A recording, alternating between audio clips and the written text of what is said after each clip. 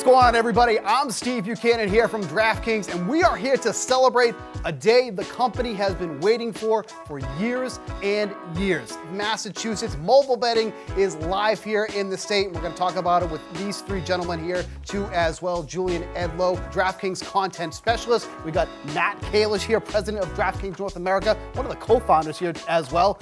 Joe Murray, 98.5, the Sports Hub here in Boston. We're going to talk all things about the DraftKings Sportsbook and a little bit about sports here. But Matt, just real quick here, how important is this day for Massachusetts to be finally live here in its home state? I think it's a pretty big deal. I mean, I live here, so obviously have noticed that you can't really open up the sports books and make any bets, so it's not real pleasant. And I think what amplifies it too is our neighboring, New Hampshire. My dad lives up in New Hampshire. Yeah. He likes to go to Seabrook. We have a retail sportsbook there. We have the app.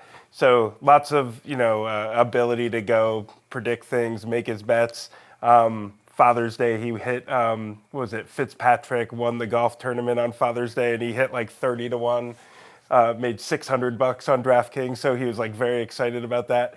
And just those little moments, like when you're watching something, it doesn't have to be a big thing, but a couple dollars, predict something, it does make the game a lot more fun, and you just can't do that in Mass today. So I think it'll be nice to see, us join with Connecticut and New Hampshire and all of our bordering states like New York, et cetera, and launch finally in our backyard. No, absolutely. All of the neighboring states having betting being legal. So instead of having to travel to go do that, they can do it right here in their home state. But that kind of brings with sports betting too about how we kind of got into sports. Joe, let's start with you here. How did you really kind of get into sports? Were any specific players, kind of people who drew you into the sport itself? It was the Patriots in the 2001 championship team. I went out to Vegas and I put in my first sports bet out there and followed them the whole entire season. And obviously they win the Super Bowl. But I have some wins and some losses too in there. And that's the one thing about it. But I know who doesn't, right? But yes, that's what got me into it. And lucky for you, Matt. I mean, they had this great run here. You guys didn't have to pay out all those bets, but there are a couple of teams this year that I'm sure everybody will be rooting for as well. Julian. Yeah, I mean, with the Celtics, for me, obviously I had a history covering the team before I came to DraftKings, grew up a big Celtics fan. I remember the first game that I fell in love with the Celtics, the 97-98 Jordan Bulls were in town, Halloween night. Antoine Walker and that Celtics team go nuts, beat the Bulls.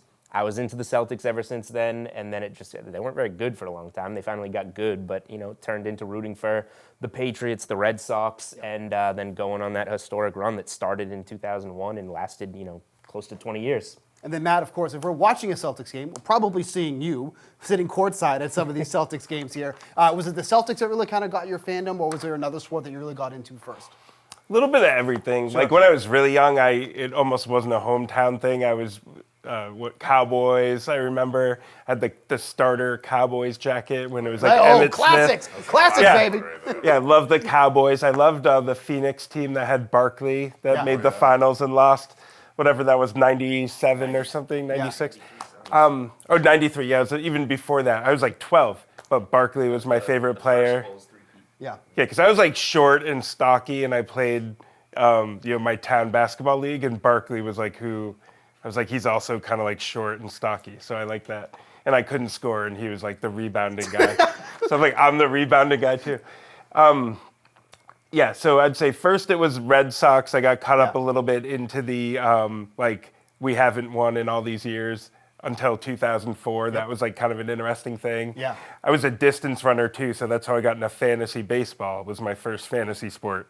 We would go for runs, talk about like every single stat of every player. Yep. Bunch of people on my my track team were all into that. So really got into baseball first, and then as I got a little bit past that stage after they won, much more into basketball. Paul Pierce was growing up like one of my favorites. Antoine Walker for sure. Yeah. I remember quite well. And we definitely hit a little bit of a rut there that the Patriots helped us fill while the Celtics weren't doing so well. Yeah. But now I would pretty much associate all of my interest with Celtics, NBA. That's how I'm really spending my time now. And I got into sports really. My grandfather had me start collecting baseball cards, which coincidentally is huge now, once again, with all the collecting and all that too. But that kind of introduced me to the sport. and then I just really fell in love with baseball, and then football followed there too as well. So it's interesting how all these backgrounds kind of come together, and now sports betting is such a big thing here too. I got one question from Matt though. So you're at the Celtics game, right? All right, it's Game 7. All the money's on the line. All of Boston has taken the Celtics.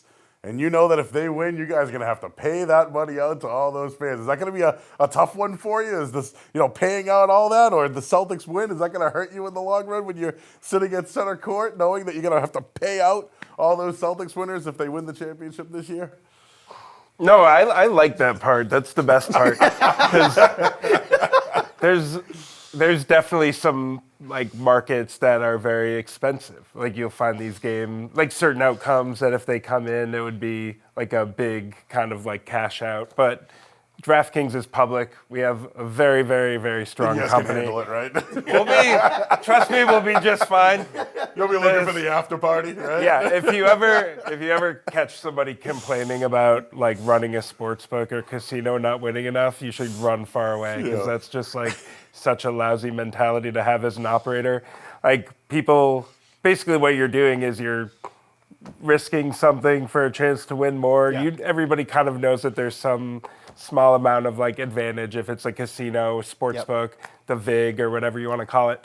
And so over time you would expect that the casinos or the sports books tend to win, and it's really though kind of a lousy mentality. I think if an operator is too much sweating, oh no, this minus whatever $20 million on Super Bowl or something.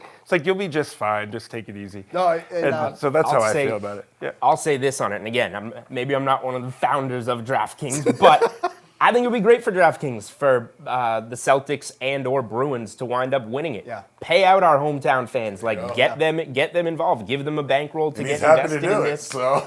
You could pay. Yeah, I'm telling Matt, just pay them out anyway. No, it would be great if one of those teams won it all, and get that would be a great start to legalized sports betting in Massachusetts to give people that excitement and pay those tickets out and get them going. Matt, let me ask you too. When this company first started, this was obviously a daily fantasy company. Did you ever imagine when you guys were in that apartment and just kind of building this company out that not only would this become a huge thing globally, but that sports betting would be one of the top things in this company? Not really, because at the time there was really no path, or it wasn't really clear how would it come about that sports betting would launch. And also where you could do it, like Vegas, it was mainly retail, brick and mortar. And DraftKings is a tech company. Everything that we do is pretty much online, 99% of our business. And so it wouldn't really make sense unless it was a digital platform, sports betting. Retail wouldn't have really done it for us. So it wasn't until 2018 where that path became more clear. There was the Supreme Court case. Yes. It was if PASPA gets huge put day aside, for everybody here. Yeah. And then, Joe, kind of going off that too. So we're talking about, sports betting is becoming more legal in some of these states, but this also brings a lot of careers for us. You talk about sports betting. Julian and I host a podcast together. You host one together about sports betting. Can you imagine this would end up being a career for you, talking about this type of stuff, seeing where the landscape was even just 5 years ago? I think we were waiting on it for a while. Sure. Hey, one day we're the catalyst to do this. We're the pioneers to really get this going. But I think the biggest thing is, and for us, we've practiced safety or preached safety, and I think that's one thing with now betting online. Sometimes there's limits, which helps a lot of people. We always preached bankroll management, but I think some of the big things about it is we're finally here. So now let's do it, but let's do it safely. So we've all actually been working in sports for a long time now. It's always kind of fun to hear those first jobs. We always have to pay our dues to get where we are. Where did you start in sports? For sure. It's always a grind. Yeah. And I had the standard desk job when I started. Had to start my own Celtics blog. And then, got a little more prevalent, started writing for other Celtics blogs. Then it became, we're talking local, WEEI. That was a place where I got a weekly NBA draft column. You had to wait. I couldn't write for the Celtics when it was the Paul Pierce, Kevin Garnett days. It was once those guys left. Then you kind of get into it. Oh, the Celtics are going to have a good pick this year. We need a guy to write an NBA draft column. So it turns into that. And then 2015 is when you and I both came on the freelance team to the DraftKings content team. And that at the time was obviously DFS, Daily Fantasy. So went from kind of the NBA beat report into the DFS, and then 2018 comes about, and it's, hey, we're going to start needing some sports betting content. Sports betting has always interested me, and you just kind of put your hand up and say, let's do some of that content. And now we're 5 years later, and went from a DFS guy to now 95% of my content is probably on the sports betting side of things here at DraftKings, and it just kind of keeps going. So it's been an exciting ride. Yeah, you and I have been doing content with DraftKings for about 7 years now. Joe, you and I have crossed paths. 8? Wow. You and I have crossed paths numerous times during our sports career. Give us the lowdown on your story. We probably started at the same spot, but a nice little radio station in Marina Bay in Quincy, Mass. Yep. I was a board operator, and one day they said, hey, do you want to host your own show? And I said, yes. Sure. And you know what my first show was? The Monday after the Patriots lost the undefeated season. So you think anybody was listening that day after they lost? No. But that was my very first show ever, and obviously 15 years later, here we are. Yeah. So Joe and I started at the first radio, the same radio station. That was also coincidentally my first day driving a Standard. So that was horrible to try to make it there on time. I left 2 hours early to make sure I was on time at the radio station. But that was a horrific experience for me because I was just so worried about A, getting there, and B, not stalling out at any stoplights or anything. But yeah, you and I started at the same radio station. We went different directions after that, but I've worked at a number of radio stations here. Now I've been with DraftKings. Was working a normal, 9 to 5 in the meantime. And then one day I just said, you know what, I want to pursue this sports stuff seriously. So I just kind of took a chance. I left that job and then tried to pursue this full time. And then here we are in this room all talking together about DraftKings and sports betting. And then Matt, obviously, you started a company. So that's obviously a big way to get into sports. But just talk about that sports betting education that you were given. Yeah, I think a lot of the skills I got out of corporate America, even though it wasn't in sports, were like the basis for why we thought we could do DraftKings well, which was basically marketing and analytics. Yep. Like we learned a lot, Jason, Paul, and I, before we started DraftKings about digital marketing, about analytics, data analytics, helping just kind of like understand what makes things perform well and how to like improve over time using data. So like those are pretty important for any digital company. And my sports betting knowledge came much more from just being like a gambler. So I was always I always liked anything that was like risk-based reward stuff. I played a ton of poker in college. I liked poker because it was like skill-based, and I really tried to win because like the money was actually helpful to me in college. So I had like very little money. So the idea of like learning that and on the side, it's fun, but also you can like earn a little bit was always really appealing. And sports betting was something that I would do for fun, on the side, fantasy as well. And most of like how I think about gaming is much more in the sense like sports betting or whatever is much more in the sense of like first is just like a fun thing that amplifies watching the game for me. I know there's people that are like very data, very spreadsheet, like don't even necessarily watch the game and they just like to kind of use data and come up with bets. I got tremendous respect for that from poker days. And I think that I can really understand that and connect with that thinking. But for me at this stage, I'm more of just a fan and like being able to predict what I think is going to happen and like understandably often losing because I'm not perfect at that is like part of the fun for me. So I don't actually mind if I'm like winning all the time in sports betting as long as like I get to choose my destiny and root for what I want. So that's really like how I've zeroed in. And I think that that's an even bigger audience because most people aren't like super mega sharp at like, spreadsheets of predicting things that are going to happen in the game. They just want to say like, Jason Tatum's out today, so I'm taking Jaylen Brown over 28.5 points because like, of course he's going to be over 28.5 points without Jason Tatum. And that's like how my brain works and how I think that's a much more common almost use case and it really helps connect with people at the game and stuff. Yeah, no, I mean, spreadsheets are not for us. We're definitely kind of more on your route there, too. But it's interesting because of all the different dynamics, how a lot of people can get to the same answer in a lot of different ways, like you mentioned there, too, as well. I also wish I pursued poker more because I was too much of a slot machine guy, and I've lost way too much on slot machines. So there you have it. That's true. Joe, kind of talk about your system and your mentality. Like, how do you kind of come to some of those bets? Like, if an injury news comes up that could really affect the rest of the team, like a Jason Tatum, like, where do you kind of use some of that information to make your bets? I really just try to look for the best edge, right? Like, for example, with daily fantasy, again, it doesn't always have to be over or under. We all have a system. My system is generally how are the teams playing of late. How do they play at home? How do they play on the road?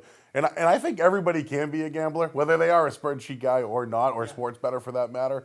But for me, I like to just look at what's next, what's on deck, what are the spots. For example, the Celtics have a home game. Then they play 4 in a row at home. I think that home game is very important after a couple of losses. So I find value in taking somebody in that spot versus them going on the road in a tougher situation. But I think we all have a system. Yeah. We all have a spreadsheet. But for the most part, though, I think sometimes looking at a line, if it looks too good to be true, maybe it is sometimes. And I think you learn over time whether to look at those spots or not. My favorite hack on that is when they do the plus. When I say they, I mean DraftKings, which is like basically me. When it's like plus 2.5. And I'm like, why don't they want to just give me the 3? There must be something kind of suspicious going on here. I'm taking the 2.5. No doubt. It's a great strategy. Yep. Yeah, but I'm not saying that that's like a real thing that people should do, but it's funny how you always come up with these things in your head. No, absolutely. Like, that the makes key sense. number. Yeah, The key numbers. The key numbers. I know you're not a spreadsheet guy. You don't even know what Instagram is. Can't So use a what's computer. kind of like your system with this? So it's partial feel and partial knowledge of the market. So like, again, we're talking here, what are some things you wish you knew when you were a younger sports bettor? Yeah. Like, I've lost those bets where it's too good to be true. Yeah. You're like, that's going to happen. You're going to fall into that from time to time, and it's learning from it. So like, in the regular college basketball season this past season, I don't have the number right in front of me, but there was a trend where home teams that are unranked favorites with ranked teams coming into their building, it's like, why is this ranked team an underdog against an unranked team? They wound up hitting like 65, 70% of those games, the home unranked team being favored over the ranked team. That, you're casual bettor, you're going to look at that, and I remember one was like Purdue, I think was +2 at Indiana. As the number 1 team in the nation going to like 15. It's like, how is there a number 1 next to this team on the broadcast? They're getting 2 points. And 5 years ago, I would have bet on Purdue. This year, I bet on Indiana because I was like, I've done this, I've seen this. So like, that's how you learn looking into it, using gut feel, following some of those trends, but also having the knowledge to look at, we put out all of our betting splits at DraftKings. You and I put those out almost daily on Twitter. You can find them on VSiN, Vegas Sports Insider Network. We post them all there. So you can have your gut feel and your hunch and know what you want to go after, but you want to kind of confirm it by digging into some of the numbers, see where some of the money is, and gain more knowledge of the market. Well, just even a recent example of that was the past Super Bowl. How drastically that line changed that night. We went from huge swing in that one there. That's a perfect example. One more to add to that is I look at the officials. Like, what are the refs? How are they in these games? What are the officials? Are they on the over or the under? And it happened in the Super Bowl this year with that crew as well. So these are big things that you look at. And sometimes you follow the steam. Wherever the line moves sometimes, that's where the money's coming in. And sometimes you might not want to be on that side. I don't mind looking at some things. Officials will never be one of them. Okay. The wrangle? You're not on the wrangle, huh? Nope. I'll add one more thing on just because we're talking about like the market, and I think that's one of the things that to understand about sports betting is that it is a market, and you want to follow the sports betting market. And we've made mention to DFS, and DraftKings started as a daily fantasy company. Those, if you're building a DFS lineup, and if you're somebody that's going to get into DraftKings Sportsbook now in Massachusetts and had DFS here for a while, like those salaries when you're building a team are all locked in. Jason Tatum gets ruled out an hour before a game. Well, Jaylen Brown's going to be that very price that he's been all day, and you can use him. On DraftKings Sportsbook, the marketplace, Jaylen Brown's point prop is now going to go up 3, 4, 5 points. So knowing that you're dealing with a moving target and it's a sports betting market, things are going to change is going to be important. I think that's one of the biggest things. And, you guys mentioned favorite players in daily fantasy. Well, now you can get behind these guys. You can do it. Doesn't have to just be over, under, or the side or things of that degree. So I think that's one of the biggest things now is there's multiple ways to bet and have fun at the same time and be safe. And we've talked about, obviously, bankroll management and stuff too, but as more of these states go live, kind of having that sentiment is so important too, because some people have never placed a bet in their life until that state goes live or whatnot. How important is that to have that type of to know to stay in your limits and all that? I mean, it's one of the most important parts of sports betting, because if you're new to it and you don't know your limits and you use what you have set aside to use on sports betting in a week, a month, a day, whatever it is, then you're going to be reaching if you go beyond that. Right. But I think there's two ways to talk about sports betting. There's obviously, very serious sports bettors, and the more time that we've all spent working in sports betting, the more seriously we take it. But there's also that casual side of it. And I think we're at a point in time with all this legalization in sports betting where it's like, at what point does some of it become entertainment? And do you want to use it as entertainment? Because what does a dinner and a movie cost now in 2023? Two of you going out, what, $200? More?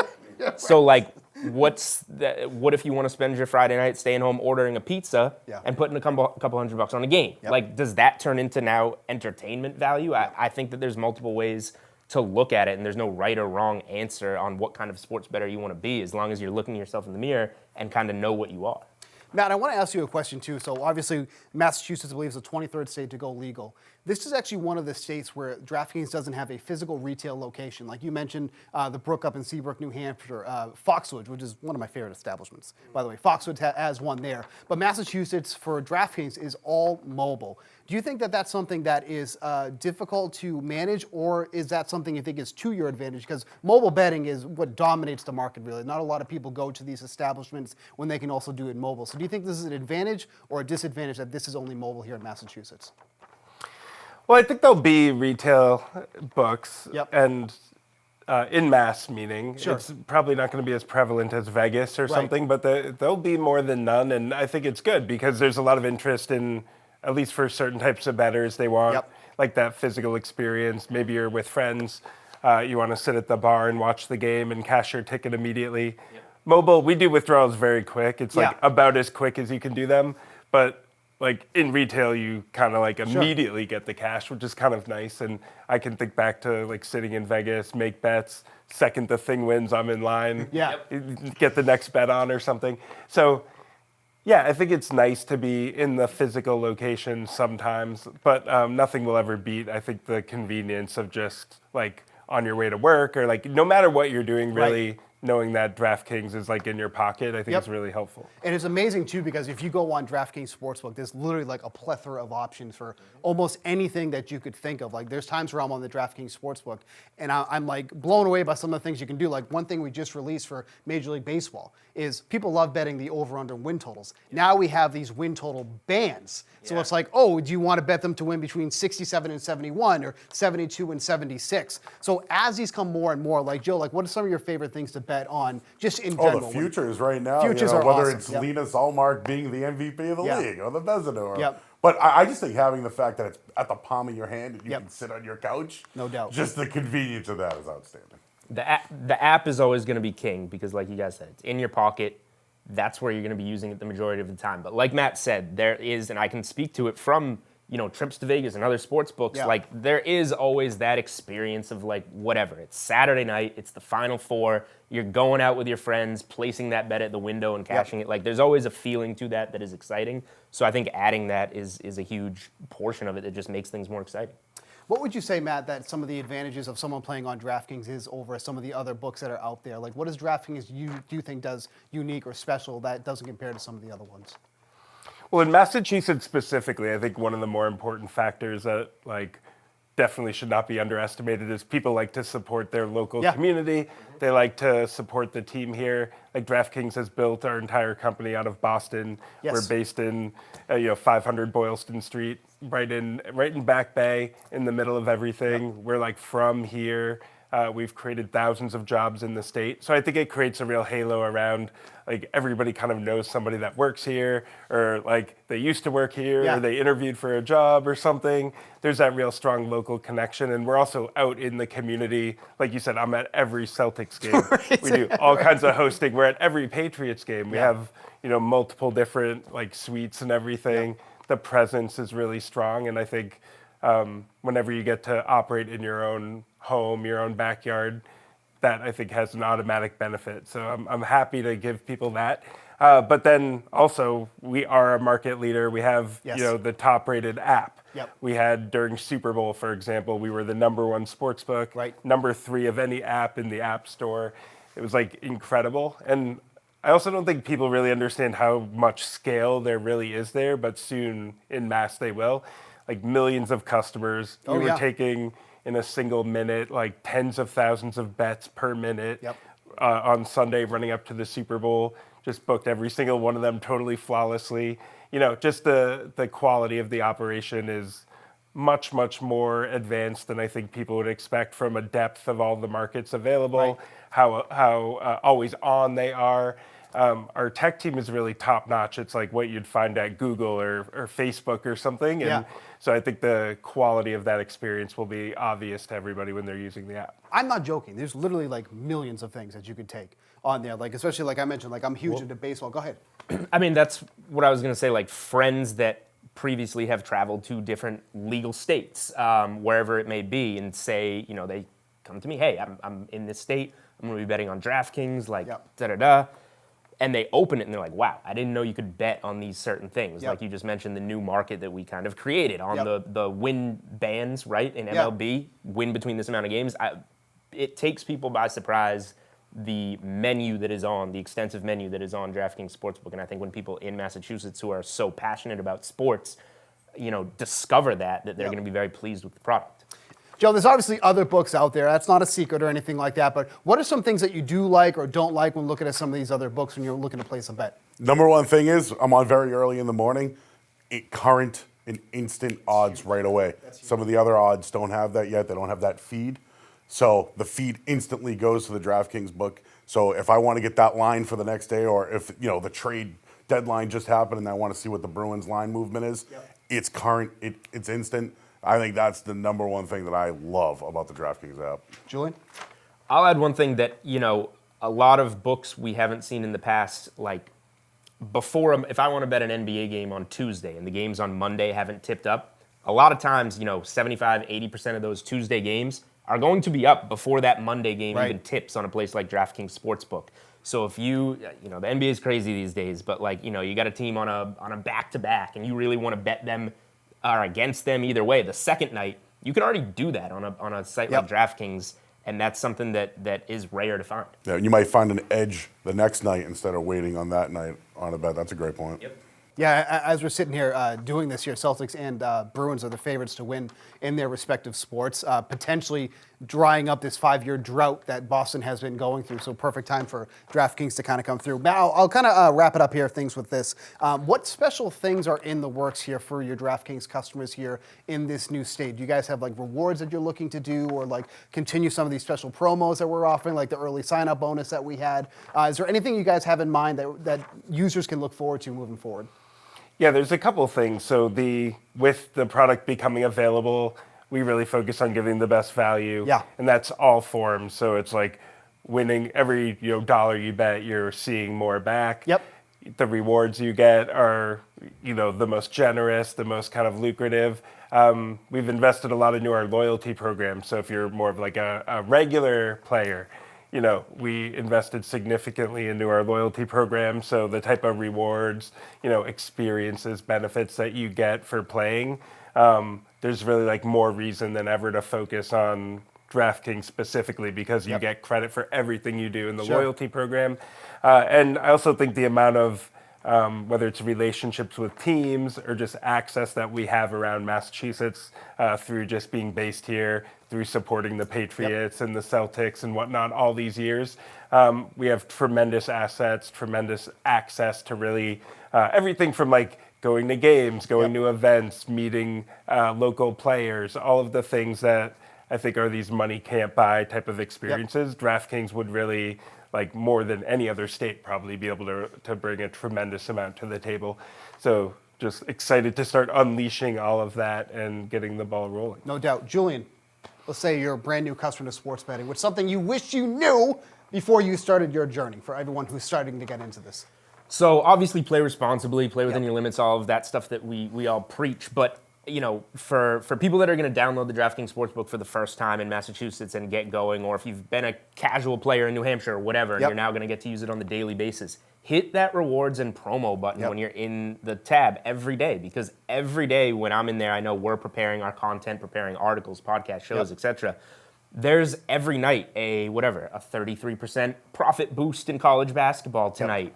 make a $10 same game parlay in the NBA. If it loses, you're refunded $10 in DK dollars. Like, there's something every night that you probably aren't aware of unless you go to that tab and see, that will either help you get an extra profit boost or help you try a same game parlay for the first time and get your money back. Yep. So you realize, oh, I like it or I don't like it. You know, it's risk free. So there's different bonuses and promos that I think people need to be aware of, that they maybe, if they don't go to that tab, don't see, and they just sign in, put their whatever, couple bucks on minus 110 spread. There's a lot of great things that you'll find in there that will, as a casual bettor, help you, become more experienced and know what you're dealing with kind of less risk.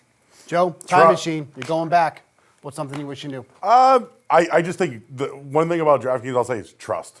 Yeah. When I go on there, I know I'm getting a good line. I know he's going to pay me out too, and it's just the content. Like, we're getting trust. So I think when you go to the site, you're getting everything that you want. All the information's right there, and I think that's the one thing. The branding's been around for so long for you guys. I think it's going to be great for DraftKings, and again, for any new bettor out there, the trust factor. You just heard it here. He's going to pay you out if you win your bets. So I think that's the number one thing for you guys, is you're a trusted site. DraftKings Sportsbook now live here in Massachusetts. Go on the App Store, Google Play, App Store, download the DraftKings Sportsbook app. Get into it. Tons of rewards here at DraftKings Sportsbook. For Julian, Edlow, Matt Kalish, Joe Murray, I'm Steve Buchanan. Talk to you next time.